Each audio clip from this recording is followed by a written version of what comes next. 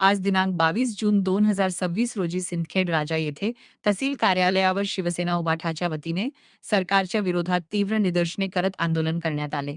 कोणत्याही अटी आणि शर्तीशिवाय शेतकऱ्यांना सरसकट कर्जमुक्त करावे, त्याचबरोबर 2025-26 चा पीक विमा तात्काळ शेतकऱ्यांच्या खात्यात जमा करावा, यासह अनेक मागण्यांसाठी शिवसेना उद्धव बाळासाहेब ठाकरे या पक्षाच्या वतीने तीव्र आंदोलन करण्यात आले. सध्या शासनाने केलेली कर्जमाफी ही फसवी आहे व त्यातील अटी अतिशय जाचक आहेत.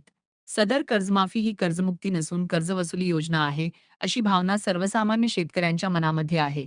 त्यामुळे 2019 रोजी माननीय उद्धव साहेब ठाकरे मुख्यमंत्री असताना ज्या पद्धतीने शेतकऱ्यांना सरसकट कर्जमुक्त केले होते, त्या धर्तीवर आता शेतकऱ्यांना सरसकट कर्जमुक्त करावे, असे आवाहन यावेळी शिवसेनेच्या वतीने करण्यात आले. शेतकऱ्यांच्या हक्काच्या मागण्यांसाठी लढणाऱ्या शेतकरी योद्धा कृती समितीने या आंदोलनात सक्रिय सहभाग घेत सरकारच्या शेतकरी विरोधी धोरणांचा निषेध करत सरसकट कर्जमुक्ती व पीक विम्याची जोरदार मागणी केली. सध्या महाराष्ट्रामध्ये जे राजकारण चालू आहे, 6 खासदार शिवसेना उद्धव बाळासाहेब ठाकरेचे पक्षातून फुटलेले, यावर आपली भूमिका काय? असं म्हणतात की कुछ नेताओं ने बाला साहब की कसम बेच डाली, कवियों ने निराला की कलम बेच डाली, और मत पूछो क्या क्या न बेचा इन गद्दारों ने, यहाँ तक कि इन गद्दारों ने आंखों की शर्म तक बेच डाली, यहाँ तक इन गद्दारों ने आंखों की शर्म तक बेच डाली. या उद्धव साहेबांनी यांना सर्वस्व दिलं. ही माणसं अशी अचानक सोडून जातात, पैशाच्या आणि सत्तेच्या प्रलोभनामुळे त्यांनी सोडून जातात.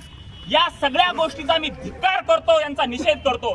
खरं तर 2-4 खासदार जे गेलेत, वाकचोरे असेल, संजय जाधव असेल, बंडू जाधव, संजय देशमुख असेल किंवा आणखी कोणी असेल, या लोकांबद्दल संजय दिना पाटील असेल, यांच्याबद्दल फारसं वाईट वाटलं नाही.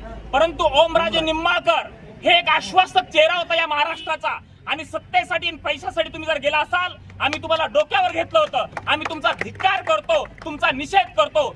येणाऱ्या काळामध्ये तुम्ही राजकारणामध्ये कधीच यशस्वी होणार नाही, हा शाप लागेल तुम्हाला तमाम शिवसैनिकांचा, की ज्यांनी हाडाचं पाणी करून तुम्हाला त्या ठिकाणी भरघोस मतांनी निवडून दिलं होतं. तुम्ही कधीच राजकारणात यशस्वी होणार नाही, हा शाप आहे तुम्हाला शिवसैनिकांचा.